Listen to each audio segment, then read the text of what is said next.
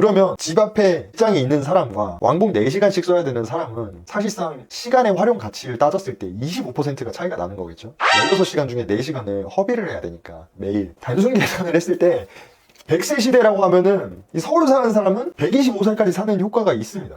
매일 하루도 빠짐없이 가야 되는 직장, 누구나 직장과 가까운 곳에 살기를 원합니다. 일자리는 곧 주택의 수요를 증가시키고 결국 일자리가 있는 곳에 답이 있습니다.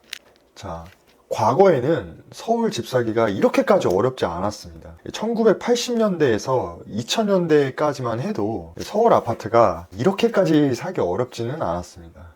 자료를 제가 한번 좀 찾아봤는데요.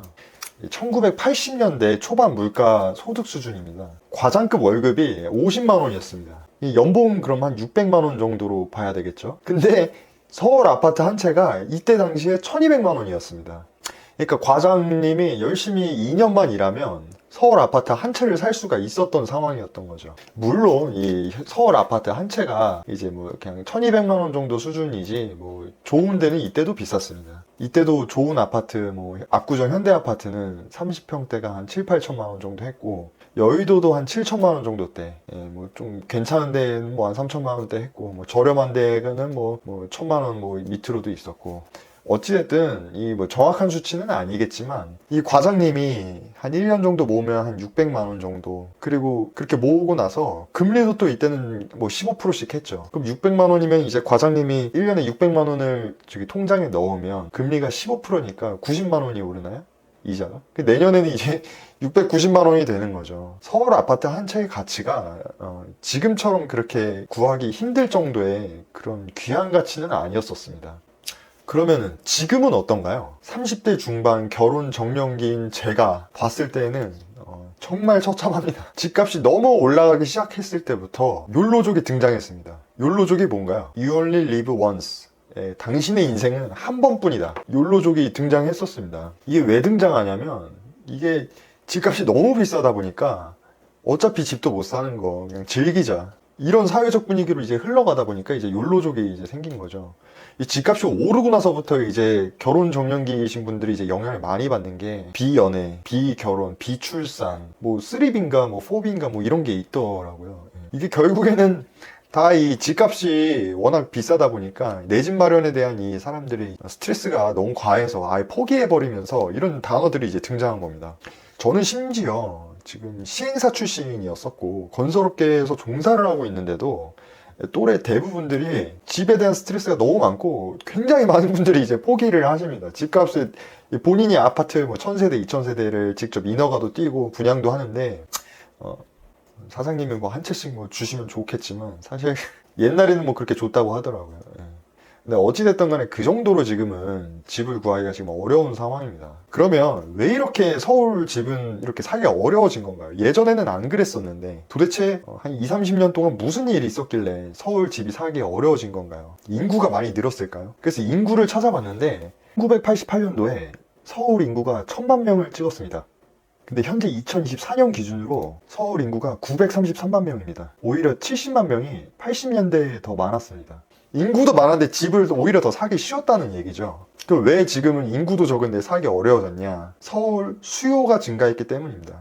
수요가 증가했기 때문에 집값이 상승한 겁니다. 그럼 왜 수요가 증가했냐? 그러면 일자리와 교육, 문화, 의료 등 이제 많은 영향이 있겠죠. 먼저 가장 중요한 거는 일단 일자리입니다. 과거에는 지방 도시에도 자급자족이 가능했었습니다. 6.25 전쟁 끝나고 1950년대 초반에서 1960, 70년도까지만 해도 1차 산업이 발달했었죠. 1차 산업 말고는 거의 3차 산업은 아예 기대도 할 수가 없었고요. 많아야 2차 산업 70년대, 80년대부터 이제 2차 산업이었어요. 저희 아버지 때까지만 해도 사실 농사 짓고 이런 경험이 있었습니다. 저도 어렸을 때 설날이나 추석 때 이제 가끔 내려가면 경운기 타고 농사 짓고 그랬었어요. 그래서 이제 뭐 새참도 먹어보고 귀뚜라미도 잡아보고 뭐 사마귀도 잡아보고 그랬던 기억이 한 단계, 이 아버지 세대, 할아버지 세대까지만 해도 사실 1차, 2차 산업이 대부분 지배했었기 때문에 지방 도시에서도 경제활동이 충분히 가능했었습니다. 거기서 결혼하고 거기서 경제활동하고 거기서 애를 낳고 모든 게 다 가능했었습니다. 근데 지금은 어떤가요?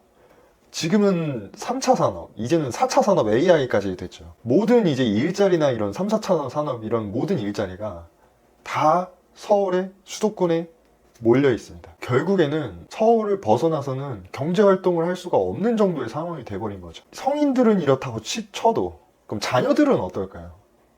자녀들은 지방에 있다가도 고등학교 정도만 되면 이제 다 서울로 올라옵니다. 학군 때문에. 좋은 학교를 가고 싶으니까 고등학교 때부터 이제 올라와서 서울의 이제 양질의 그런 학원가들에서 그렇게 이제 교육을 받죠. 그리고 교육을 받고 졸업하면 결국에는 다 서울에 있는 또 회사에 또 취업을 합니다. 자녀들도 마찬가지로 지방보다는 서울에 있기를 원하죠. 그리고 20, 30대 지방에 인구가 없습니다. 제가 건설업에 종사하면서 인구 4만인 도시에서 한 1년, 2년 정도 이제 직접 거주를 했던 적이 있습니다. 거기를 보면 점심 먹으러 이제 식당에 가면 식당에 이제 저희 둘밖에 없는 거예요. 20대, 30대가. 그럼 이제 어르신들이 다 빤히 쳐다봅니다. 그러면서 이제 뭐 장동건이니 뭐니 뭐 이렇게 좀 기분 좋으라고 이제 말씀을 좀 해주세요. 그 동네에는 차은우나 뭐 송강 이런 사람은 없는 겁니다.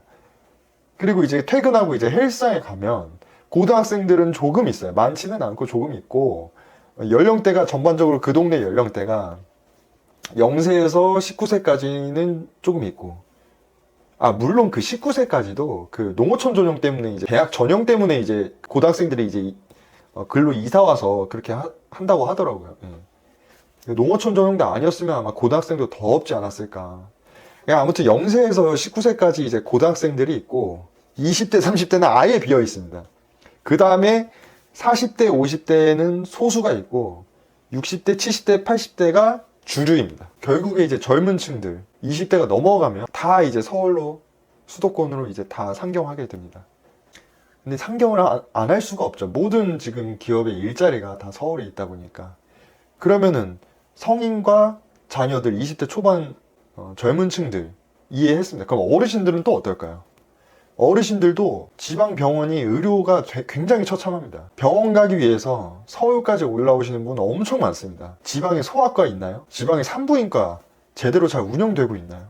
이런 말이 있네요. 지금 기사를 봤는데 강원도에서 애를 낳으면 카자흐스탄보다 사망 확률이 높다. 정말 말도 안 되는 이런 기사를 제가 지금 확인을 했거든요. 대한민국이 지금 의료 강국인데 세계 최고의 의료 강국이라고 저는 생각을 하는데 카자흐스탄보다 사망 확률이 높은 정도의 이 지방 현실입니다. 결국에 아이나 젊은 층이나 이제 어르신들이나 서울에 가지 않으면 살 수가 없는 상황이 됐습니다. 과거에는 지방에서도 자급자족이 모두가 됐다면 이제는 모두가 서울을 필요로 합니다. 서울에 가지 않으면 생활하기가 굉장히 어렵습니다. 서울이 그래서 더 몰릴 수밖에 없고 사람이 기업들은 어쩔 수 없이 사람이 몰리고 인재를 찾기 위해서 또 서울에 기업을 유치해야 되고 기업이 서울에 있으니 더 서울에 사람이 몰릴 수밖에 없고 서울이 더 발전될 수밖에 없습니다. 반대로 지방은 점점 낙후될 수밖에 없겠죠. 그럼 그렇다고 해도 너무 서울이 비싼 거 아닌가요? 서울의 가치가 아무리 그래도 너무 비싼 건 아닌가요? 한번 단순 계산을 한번 해보겠습니다. 매일 가야 되는 회사가 있습니다. 경제 활동을 안 하는 사람은 없겠죠. 누구나 다 경제 활동을 해야 됩니다. 그럼 어떤 사람은 수도권이나 외곽에 있는데 서울로 출퇴근하기 위해서 편도 2시간에서 3시간, 그러니까 왕복 한 4시간이라고 잡겠습니다. 매일 4시간씩 서울을 가야 되는 상황입니다. 그러면 24시간 중에 자는 시간 8시간을 빼면 16시간 중에 4시간을 써야 되는 겁니다. 그러면 서울 집 앞에 직장이 있는 사람과 왕복 4시간씩 써야 되는 사람은 사실상 시간의 활용 가치를 따졌을 때 25%가 차이가 나는 거겠죠. 16시간 중에 4시간을 허비를 해야 되니까 매일. 그렇게 따졌을 때는 단순 계산을 했을 때 100세 시대라고 하면은 이 서울 사는 사람은 125살까지 사는 효과가 있습니다. 단순 계산했을 때. 그리고 여러분들이 예를 들어서 30살이라고 하면 부모님이 이제 서울에서 이제 나와서 서울에서 산다. 그럼 사실상 5살이나 다름없는 겁니다. 물론 말도 안 되긴 하는데 이 16시간 중에 이 4시간의 가치가 좀 과장을 하게 되면 그 정도로 가치가 있다. 하루에 4시간, 이 시간을 살 수가 있다. 이게 굉장히 큰 서울의 가치가 아닐까. 물론 여기서 끝이 아닙니다. 출퇴근하는 저는 4시간씩, 출퇴근하는 이제 뭐 가장이나 이제 직장인들은 4시간인데, 그럼 자녀는, 할아버지는, 할머니는, 와이프는 서울에 갈 일이 많지 않습니까? 그럼 그분들까지 시간을 다 합치면 사실상 4시간 이상이 되겠죠. 가족 대 가족끼리 따져봤을 때는 정말 서울 그 교통, 교육, 의료 등 문화 이런 모든 것들을 이제 소비를 하기 위해서 이동해야 되는 시간이 이 기회비용이 엄청 크기 때문에 서울 집값은 결국 오를 수밖에 없습니다. 결국 이 사람들이 필요로 하는 지역, 사람들이 살고 싶어하는 지역, 그 지역이 곧 최고의 위치다. 근데 가장 큰 건 저는 일자리라고 생각합니다. 일자리. 그리고 그 일자리를 가기 위한 교통. 이게 가장 크다고 생각합니다.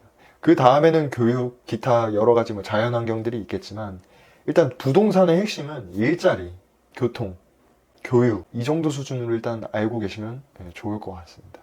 어쨌든 오늘 서울이 이제 집값이 오를 수밖에 없는 이유에 대해서 한번 알아봤는데요. 여러분들의 생각은 어떤지 궁금합니다. 댓글로 달아주시고 재밌게 보셨다면 구독과 좋아요 한 번씩 부탁드리겠습니다. 감사합니다.